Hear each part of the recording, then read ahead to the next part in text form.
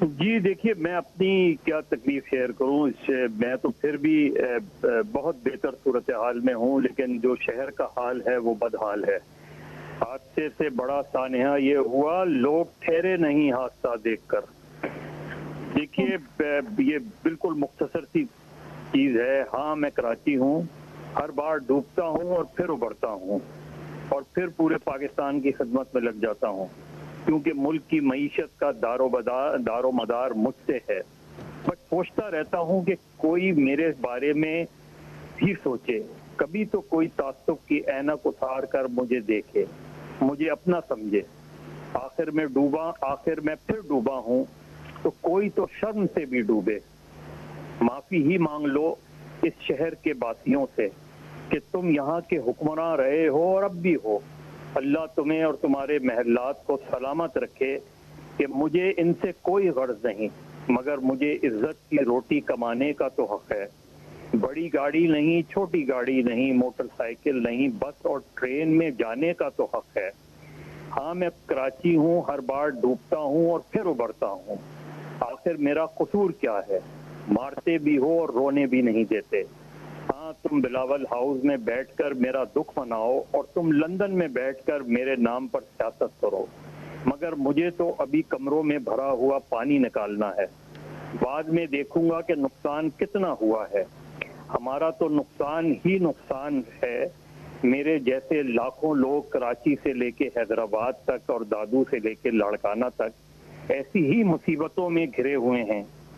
کوئی کہتا ہے مجھے فوج کے حوالے کر دو، کوئی کہتا ہے مجھے اسلام آباد کے حوالے کر دو، کوئی کہتا ہے مجھے میرے حوالے کر دو۔ لو جی، سب نے مجھے پانی کے حوالے کر دیا۔ اب میں ہوں اور موج ہی موج ہے۔ کبھی یہ کہا جاتا تھا کہ ان کو سمندر کے حوالے کر دو، تو آج سمندر میرے گھروں میں ہے۔ یہ ہے شہر کراچی کا نوحہ، یہ ہے اورنگی ٹاؤن سے ڈی ایچ اے تک کا نوحہ، یہ ہے ناظم آباد سے کماڑی تک کا نوحہ، یہ ہے لانڈی سے کورنگی تک کا نوحہ۔ بھٹی صاحب، دریا کوزے میں سمیٹ دیا مظہر عباس صاحب نے۔ کس چیز کو ہم کس چیز کا شکوہ کریں، کس چیز کو روئیں ہم؟ پوش علاقے تو دور کی بات، ہماری جو ہاؤس ہیلپ سے بات ہو رہی ہے، جو دیگر علاقوں کی صورتحال ہم دیکھ رہے ہیں، ہمارے نمائندگان ہمیں دکھا رہے ہیں، لوگوں کے پورے گھر، ایک کمرے کا گھر اور اس کے اندر بھی اوپر تک پانی۔ کیا کریں، کہاں جائیں، کیا what will it take کہ کوئی سیریسلی لے گا؟ علینا